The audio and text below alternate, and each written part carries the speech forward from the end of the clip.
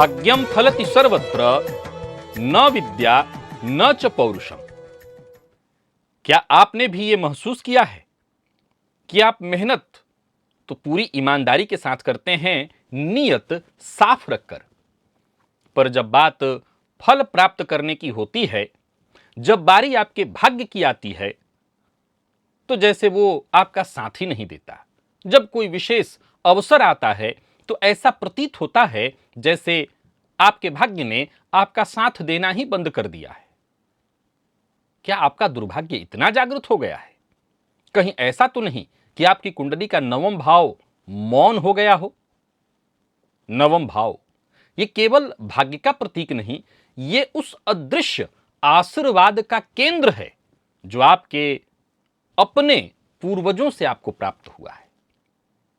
ये धर्म, ईश्वर और आपकी आत्मा के उन पुण्य कर्मों से आपको प्राप्त हुआ है जो जन्म जन्मांतर से वो श्रेष्ठ पुण्य कर्म आप करते आ रहे हैं। परंतु कुंडली का नवम भाव, जब ये भाव मौन होता है तो व्यक्ति का भाग्य वर्तमान से नहीं बल्कि पूर्वजों के अधूरे कर्मों और उनके गलत निर्णयों से संचालित होने लगता है, जो जातक के लिए किसी श्राप से कम नहीं होता।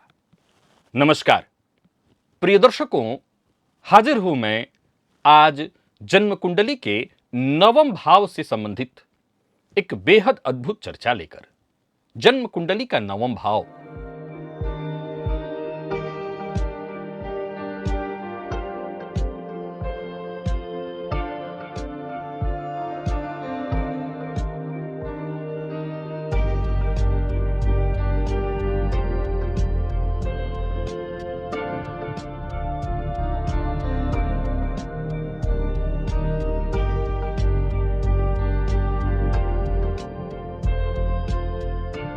प्रिय दर्शकों, कहीं ऐसा तो नहीं कि आपका नवम भाव मौन हो गया है। आपके नवम भाव से वो श्रेष्ठ परिणाम आपको मिल ही नहीं रहे हैं जो कि आपको प्राप्त होना चाहिए था। आपके पूर्वजों का आपको आशीर्वाद मिल रहा है या आपके पूर्वजों के किए गलत कार्यों का परिणाम श्राप के रूप में आपको मिल रहा है। आज हम जानेंगे 3 ऐसे गूढ़ ज्योतिषीय संकेत जो इस बात की ओर इशारा करते हैं कि आपका नवम भाव मौन है। साथ ही साथ कुछ सरल उपाय की ओर भी हम चर्चा करेंगे, जानेंगे कि कैसे इसे दोबारा गति दी जा सकती है। प्रिय दर्शकों, नवमेश यानी भाग्येश कुंडली का नवम भाव, यदि कुंडली का नवमेश कुंडली के अष्टम, द्वादश या षष्ठ में हो, यानी तृक भाव में हो, और ऊपर से देव गुरु बृहस्पति कुंडली में कमजोर अवस्था में हो, निर्बल हो, शनि राहु से युक्त या दृष्ट हो, नीच के हो, अंश बल से कमजोर हो, तो जातक का भाग्य मौन हो जाता है। नवम भाव का स्वामी जब तृक भाव में हो तो व्यक्ति के पुण्य कर्म निष्क्रिय हो जाते हैं, कमजोर हो जाते हैं, और ऊपर से स्वयं देव गुरु बृहस्पति जो नवम के कारक हैं, वो यदि कुंडली में पीड़ित हो जाएं, नीच के हो जाएं, तो व्यक्ति भाग्य की बजाय संघर्ष के भरोसे जीने लगता है।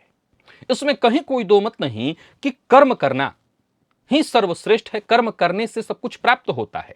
लेकिन जैसा प्रारंभ में मैंने श्लोक कहा, शास्त्र के की बात अगर करें तो ये भी बड़े बुजुर्ग कहते हैं और ठीक ही कहते हैं, भाग्यम फलति सर्वत्र न विद्या न च पौरुषम। भाग्य ही फलीभूत होता है हर जगह, विद्या और पौरुष से वो हासिल नहीं हो सकता जो भाग्य से। एक उदाहरण से समझिए कि वृषभ लग्न की कुंडली हो और शनिदेव 12वें भाव में जाकर के बैठे हों, देव गुरु पीड़ित हो, राहु इत्यादि से दृष्ट हों, तो भाग जातक का भाग्य कहीं ना कहीं मौन होता है।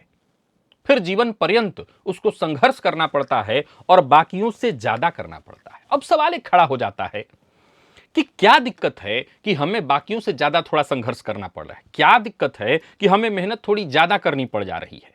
इसमें परेशानी क्या है? मेहनत ही तो करना पड़ रहा है, कर्म बुरा तो है नहीं। नहीं, कर्म बुरा बिल्कुल नहीं है और कर्म कभी बुरा कहा भी नहीं जा सकता।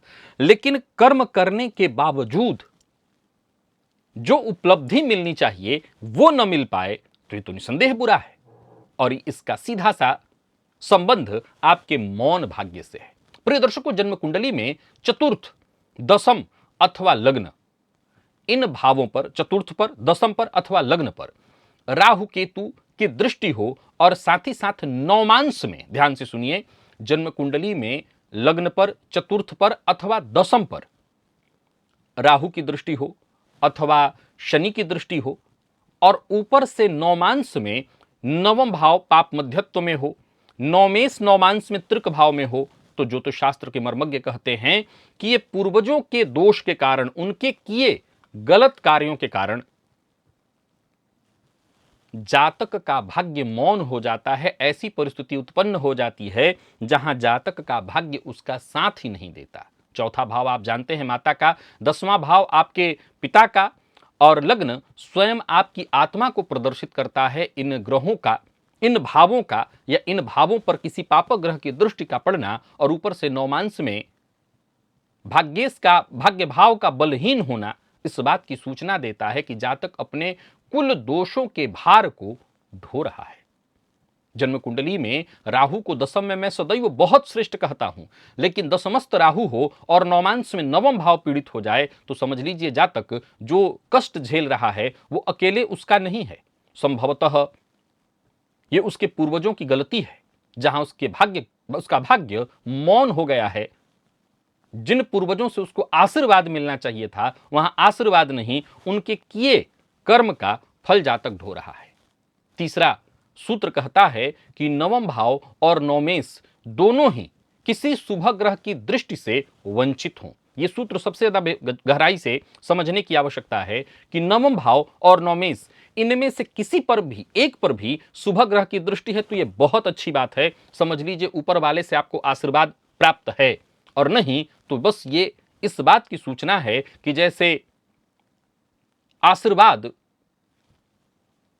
परमात्मा की वो आवाज, आपके किए कर्मों का वो फल प्राप्त होना ही बंद हो गया। और ये सबसे खतरनाक मौन है, क्योंकि ऐसी स्थिति जहां कुंडली में हो कि भाग्य और भाग्येश दोनों में से कोई भी एक शुभ ग्रह से दृष्ट न हो। अब ऐसा तो बहुत सारी कुंडलियों में देखने को मिलता है, तो सभी लोगों का भाग्य साथ नहीं देता, नहीं। यहां पर यह विचारणीय है कि भाग्य और भाग्येश दोनों में बल कमजोर पड़े और दोनों में से कोई भी एक अगर शुभ ग्रह से दृष्ट हो जाए तो भी काम चल सकता है, लेकिन दोनों के दोनों में किसी के ऊपर शुभ ग्रह की दृष्टि न हो तो फिर व्यक्ति समझ ही नहीं पाता क्यों सब कुछ होते हुए भी सब कुछ रुका हुआ सा उसको प्रतीत होता है। सब कुछ है लेकिन उसको कुछ नहीं दिख रहा, कुछ नहीं मिल रहा। ये योग इस बात की सूचना है कि ऊपर से परमात्मा से जो संकेत आपको मिल रहे थे, जो सहयोग मिल रहे थे, वो आपको प्राप्त नहीं होंगे। ये जीवन केवल और केवल अब आपको अपने कर्म के दम पर ही आगे बढ़ाना होगा। जन्म कुंडली के नवम भाव में कोई भी ग्रह न हो, नवमेश जाकर के 12वें भाव में बैठे हों और किसी भी शुभ ग्रह गुरु इत्यादि से दृष्ट न हो तो व्यक्ति के पिछले जन्मों के अधूरे वचन अथवा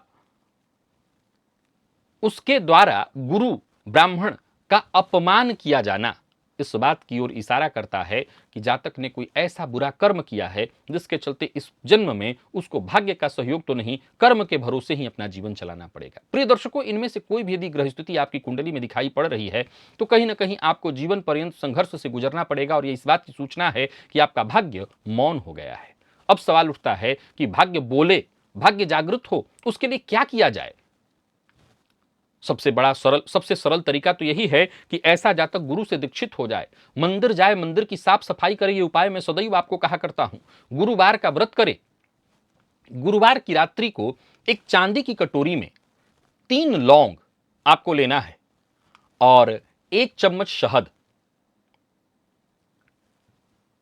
उस शहद को पात्र में चांदी के डाल करके और उसके ऊपर 3 लौंग डाल दीजिए। हाथ में लीजिए, अपना नाम बोलिए, अपना गोत्र बोलिए, अपने पिता का नाम, अपना गोत्र बोलिए और मन में यह कल्पना करिए कि जो भी मेरे कर्म हैं, मेरे माता के कुल से, मेरे पिता के कुल से, मेरे पूर्वजों की ओर से कोई भी ऐसे कार्य हैं जिसके चलते मेरा भाग्य मौन है, मेरे भाग्य का मुझको साथ नहीं मिल रहा है। प्रिय दर्शकों, यहां मैंने 3 सूत्र बताए। संभव है कि आपकी कुंडली में इनमें से कोई सूत्र न मिल रहा हो, फिर भी आपको आपके भाग्य का साथ नहीं मिल रहा, कहीं आपको प्रतीत हो रहा है कि मेरा भी भाग्य मौन है, तो आप ये प्रयोग कर सकते हैं। गुरुवार की रात्रि में किसी भी गुरुवार को कोई विशेष गुरु पुष्य योग इत्यादि मिल जाए तो कहना ही नहीं, वो अत्यंत श्रेष्ठ रात्रि होगी। आप ये प्रयोग कर सकते हैं। रात्रि में कब करें ये प्रयोग? सारा अपना काम इत्यादि करके लगभग 10 से 11 के बीच आपको ये प्रयोग करना है। इसके अलावा कोई विशेष चिंता नहीं, 10 से 11 के बीच आपको ये प्रयोग करना है। क्यों 10 से 11? मैं बता रहा हूं, ज्यादातर लोग इसी समय में सोते हैं। अगर आप पहले सोते हैं तो आप इस प्रयोग को और पहले कर सकते हैं, क्योंकि आपको समझ लीजिए अभी क्या प्रयोग मैं बता रहा हूं।